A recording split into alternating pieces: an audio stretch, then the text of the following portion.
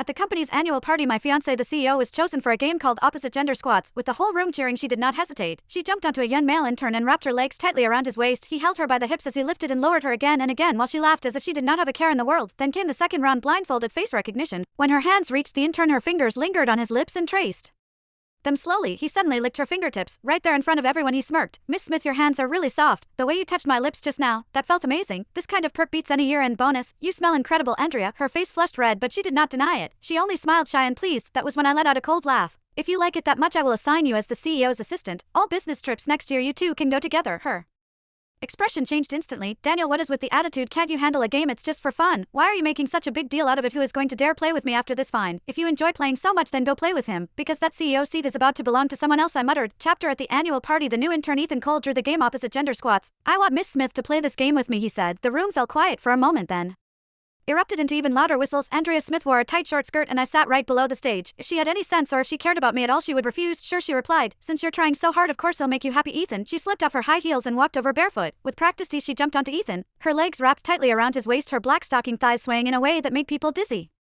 Ethan gripped her hips and moved up and down, sometimes fast, sometimes slow. Andrea let out faint, ambiguous moans in rhythm with the motion. The glass in my hand nearly shattered. Someone glanced at me, their eyes full of sympathy. When the squats ended, Ethan didn't let go. Andrea didn't get down either. Ethan took the chance to grab her, but I expected her to be angry, but her breathing only grew heavier. If this continued, they would likely start going at it on stage. The host quickly intervened and moved the event to the second round, blindfolded face recognition. Andrea was chosen. She put on the blindfold and several female executives stepped forward. She touched each of them, then pushed them away in apparent disgust. Then it was Ethan's turn. He leaned in deliberately, bringing his face very close. Andrea's fingers brushed over his brow bone and the bridge of his nose, then paused at his lips. She rubbed them several times. Suddenly Ethan stuck out his tongue and licked her fingertip. The gesture was unmistakably suggestive. Andrea pulled her hand back as if startled, but she did not get angry. Instead, she smiled shyly. "In front of hundreds of people," Ethan teased, "Miss Smith, you're really soft. I mean, your hands. The way you touched my lips just now felt amazing. This perk is way better than a year-end bonus." Andrea removed the blindfold, her cheeks flushed. She shot him a playful glare. "Such a sweet talker." I could not hold back any longer and walked to the front of the stage. "Since you like this perk so much, I'll arrange for you to be the CEO's assistant." I looked at Andrea, my voice calm. "That way you two can enjoy yourselves properly." The smile on her face froze. She snatched the microphone and slammed it to the ground. "Daniel, what's with your sarcasm? Can't handle a game?" She pointed at my nose and began to shout. "The annual party is just for fun.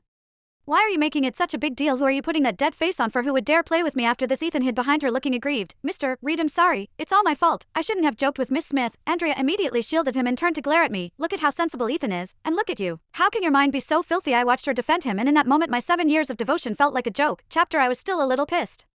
When the annual party ended, without waiting for Andrea, I drove alone to the bridal shop in the city center. The custom wedding dress I had ordered for next week was there. It had cost 6 figures, but I felt no hesitation paying for it. I wanted to give her the best. When the shop assistant saw me, her expression turned awkward. "Mr. Reed,